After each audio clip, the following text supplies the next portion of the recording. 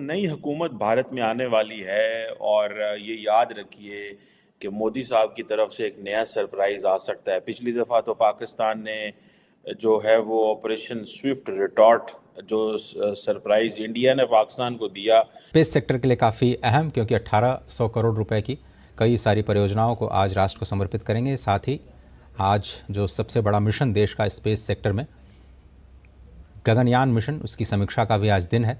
इस बात से कभी भी इनकार नहीं करना चाहिए कि इंडिया की हमेशा से पॉलिसी हमसे अच्छी रही है और उन्होंने पूरी दुनिया में कम्युनिकेशन को जो है वो बहुत डेवलप किया है। अगर आप इकोनॉमिकली देख लें वो बड़ा है, आप डैम्स के लिहाज से देख लें, आप पावर के लिहाज से देखें, और अगर आप उनके जो है ओवरसीज़ जो उनकी एम्प्लॉयमेंट है, पूरी दुनिया को वो सप्लाई करता है अपने एम्प्लॉयमेंट, तो वो तो हर लिहाज से बड़ा है। तो लेकिन इस दफ़ा क्या सरप्राइज़ हो सकता है, क्योंकि डोमेस्टिकली तो पाकिस्तान नैरेटिव को कैटर कर सकता है, इंटरनेशनली इंडिया का जो नैरेटिव था दुनिया ने उसको माना था। उन्होंने अपने मुल्क को बहुत ज़्यादा वो ऊपर लेकर गए हैं और इस वक्त इंडिया हमसे, अगर हम रियलिटी पर बात करें तो हमसे बहुत कई सौ साल आगे मौजूद है। सेल की जा रही है, मंदिर का सामान बेच रहे हैं। ठीक हो गया। ऐसा आपके वजह से I wish lot of youths come out and bring a change in Pakistan's approach. Prime Minister Modi, how powerful, how successful, and how single-handedly he is taking India's politics.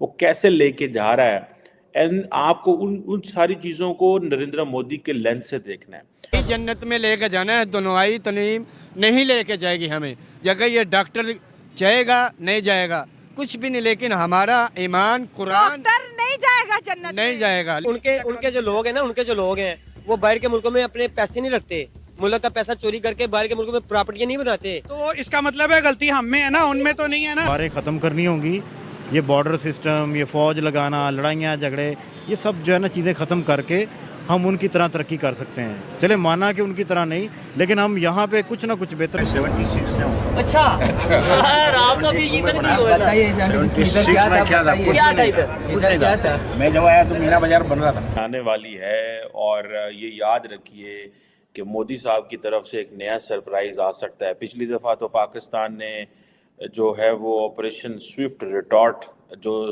Surprise India ने पाकिस्तान को दिया, फिर पाकिस्तान ने इंडिया को दिया। लेकिन इस दफ़ा क्या सरप्राइज़ हो सकता है, क्योंकि डोमेस्टिकली तो पाकिस्तान नैरेटिव को कैटर कर सकता है, इंटरनेशनली इंडिया का जो नैरेटिव था दुनिया ने उसको माना था। ये चीज़ें बड़ी इंपॉर्टेंट हैं। अब देखें इंडिया के अंदर, just you have to understand prime minister Modi how powerful, how successful, and how single handedly he is taking India's politics. वो कैसे लेके जा रहा है, एंड आपको उन सारी चीज़ों को नरेंद्र मोदी के लेंस से देखना है। अभी इंडिया के अंदर जो है वो 18th जनरल इलेक्शंस जो हैं वो होने जा रहे हैं और तमाम सर्वेज एक ही बात कह रहे हैं कि नरेंद्र मोदी जो है वो ये इलेक्शन जीत जाएंगे। और ये आप देखें कि उनका बड़ा एक एग्रेसिव कंट्रोल है इंडिया की हुकूमत के ऊपर, इंडिया के निज़ाम के ऊपर, और इसके साथ साथ इंडिया जो है वो ग्रेट पावर के लिए भी जिसे वो कहते हैं ना एक एम्बिशियस है। अब फॉर एग्जांपल आप देखें इंडिया की जो पॉलिटिक्स है उसमें उन्होंने मोदी फैमिली गांधी फैमिली को तो ऑलमोस्ट ख़त्म कर दिया।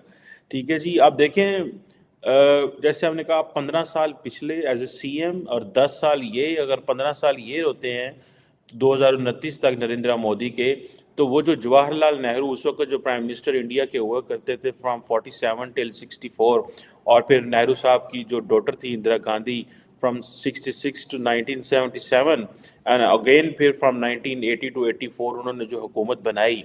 लगता ये है कि वो जारी बात है वो बड़े पॉपुलर थे, वो सारा कुछ था, लेकिन लगता ये है कि नेहरू जो गांधी साहब और जो नेहरू का जो टर्न्योर था वो सारे का सारा इतना लंबा रहा और इंडियंस उससे इतने खुश नहीं रहे, जिसकी वजह से उन्होंने एक नया फैसला किया और वो फैसला नरेंद्र मोदी के हक में था।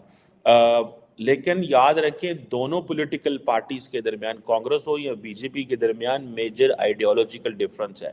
उनके एटीट्यूड्स की तरफ, उनका जो रवैया है टूवर्ड्स मज़हब, उनका जो रवैया है कि भारत को किस तरह देखा जाए, मैं मेरे को दुख तो होता है, वो बात मैं करना नहीं चाहता कि मैं जब खासकर अपने थोड़ा सा कंपैरिजन करता हूं तो थोड़ी सी हमें जो मैं हमेशा जो मेरी ख्वाहिश भी है और कहते हैं हर ख्वाहिश पे दम निकले कि हमें चाहिए कि अच्छी चीजें अडॉप्ट करें चाहे किसी भी कल्चर से हो।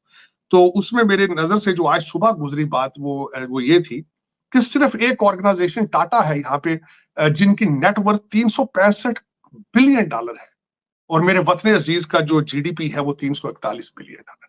तो एक ऑर्गेनाइजेशन जो है टाटा अलोन वो मेरे पाकिस्तान के जीडीपी से ज्यादा है। तो हमें आगे जाना पॉजिटिवली होगा। आपको हमें देखना होगा एक चीज मुसलसल आरजू जो एक हमने उसको अपने जिंदगी का हिस्सा बना लिया है कि जब पाकिस्तान की एग्जिस्टेंस बनाया गया था तो वो इसलिए बनाया गया था कि पाकिस्तान जो मुसलमान है वो टू नेशन थ्योरी के हिसाब से इनके साथ रह नहीं सकते और हमें जो मुश्किलात उसको हमने एक अपने जिंदगी का हिस्सा बना लिया कि हमने दोबारा सुलह करनी नहीं है, प्यार मोहब्बत की तरफ जाना ही नहीं है। लेकिन वो पुरानी बातें हैं, 76 साल है, चले ठीक है वो आगे मूव फॉरवर्ड। मैं हमेशा कहता हूँ गाड़ी फ्रंट से देख के चलाई जाती है, फ्रंट स्क्रीन से। आप जो बैक मिरर होता है उसको देख के गाड़ी नहीं चला सकते। You have to move forward with it.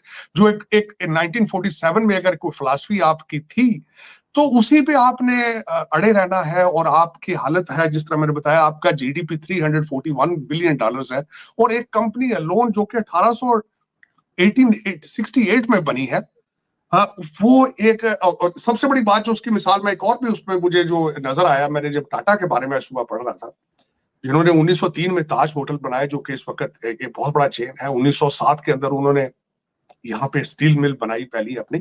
और आज देखा जाए, कंपैरिजन किया जाए, तो मैं बताना ये चाहूंगा कि हालात भारत के अंदर ऐसे साजगार थे तो वो तरक्की करते रहे और आज भी दे आर। अभी उन्होंने एयर इंडिया को बाय किया है, लेकिन दूसरी तरफ मैं देखूं मेरे अपने मादरे मिल्लत को तो मलक रियाज को भाग के दुबई में जाके पनाह लेनी पड़ रही है आज। हालात बिजनेस के लिए इस तरह साजगार है। फिर हम बार बार कहते हैं लोग बाहर से पैसे लेकर आए, जो लोग यहाँ पे हैं वो पैसे लेके भाग रहे हैं तो बाहर से कैसे आएंगे। तो ये मैं थोड़ा सा, ये मेरे ज़हन में था कि मैं थोड़ा सा इस बात को बताऊं कि आज हम कहाँ खड़े हैं और कहाँ जा रहे हैं और आगे। बल्कि खासकर मुझे थोड़ा सा अफसोस हुआ आज जो सुबह पाकिस्तान के हवाले से मैंने चीजें देखी, एक डिस्कस की जा रही है, मरियम नवाज साहिबा पंजाब की चीफ मिनिस्टर बन रही है, तो पीटीआई ने एक डायलॉग शुरू कर दिया है कि आज डायलॉग शुरू किया बहुत ज्यादती की कि क्या पाकिस्तान में एक खातून को चीफ मिनिस्टर बनना चाहिए या नहीं बनना चाहिए। ये 21st सेंचुरी में उनसे पूछना चाहूंगा, एक खातून जिन्हों के जरिए पाकिस्तान एक एटॉमिक पावर को 3.5 साल अगर चला सकती है, तो मरियम नवाज को पंजाब की चीफ मिनिस्ट्री का क्या प्रॉब्लम है भाई।